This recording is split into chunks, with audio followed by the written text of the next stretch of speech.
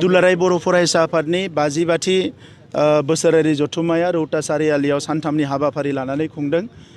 बे जथुम्मानि सानथामनि हाबाफारिया गासैबो जाफुंसार महर मोनथों बिनि थाखाय आं अबंलावरिनि खाथियाव आरज गाबो। आङो मिजिंथियो थांनाय 55 बोसोराव दुलाराय बर' फरायसा आफादा बर' माहारिनि थाखाय गोख्रोङै जेफोर खामानिफोरखौ मावबोदों, जारिमिनारि माखासे हाबाफारिफोरखौ लाबोदों।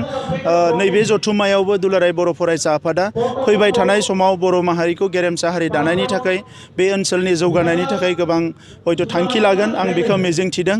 आरो बे जथुम्मायाव माखासे मोजां प्रग्रामफोर लादों, बे प्रग्रामा जाफुंसार जाथों।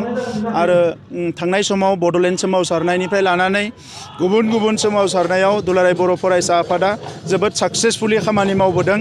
आरो बिनि थाखाय आं दुलाराय बर' फरायसा आफादनि थांनाय समनि दैदेनगिरि आरो आथिखालनि दैदेनगिरि बयनिसिमबो आं साबायखर बावो। आरो दिनै बिटिआर गोरोबथानिबो सान, बे सानखौ जोङो गाजा गोमजायै फालिदों। बिटिआर गोरोबथानि जि दफाफोर बे मोनसेनि उनाव मोनसे इमप्लिमेन्ट जागासिनो दङ। मैयाबो आसामनि चिफ मिनिस्टार बिथाङा सनितपुर आरो बिश्वनाथनि माखासे गामिखौ बिटिआरजों दाजाबदेरनानै जोंनि जि मोनसे दफा बेखौ बिथाङा इमप्लिमेन्ट खालामनायनि थाखाय माखासे आगानसे आवगायबावबाय। आं मिजिंथिदों जोंनि भारतनि हम मिनिस्टार बिथाङा बुंनाय बायदियैनो 2014 मायथाइनि सिगाङावनो बिटिआर गोरोबथानि गासैबो दफाया बिटिआर गोरोबथानि गासैबो दफाया 2020 बोसोरनि सिगाङावनो बियो जाफुंसार महर मोनगोन, आं बेखौ मिजिंथिदों। माखासे बर'नि दैदेनगिरिफोरा बुंदोंमोन बिटिआरनि सिमाया जुदि बारायोब्ला बिटिसिआव थाया। बेफोर खोथाखौ आरो सोरबा बुंनोबो हानाय। आं बिथांमोनखौबो खावलायो जे नेगेटिभ खोथा बुंनायनि थाखाय बयबो पजिटिभ सिन्था खालामनांगो। गावबा गावनि गेजेराव बिदा फंबायनि गेजेराव बानसावनाय एना एनि खोथा बुंनाय बेफोरखौ बन्द' खालामनांगो। थांनाय 30-40 बोसोराव सोमावसारनायनि फारसेथिं हाबाफारि जायो, गुबुन फारसेथिं माखासे नेगेटिभ सिन्तानि मानसिफ्रा बेखौ होबथायो। दिनैनि समाव होबथालायनायनि खोथा नङा।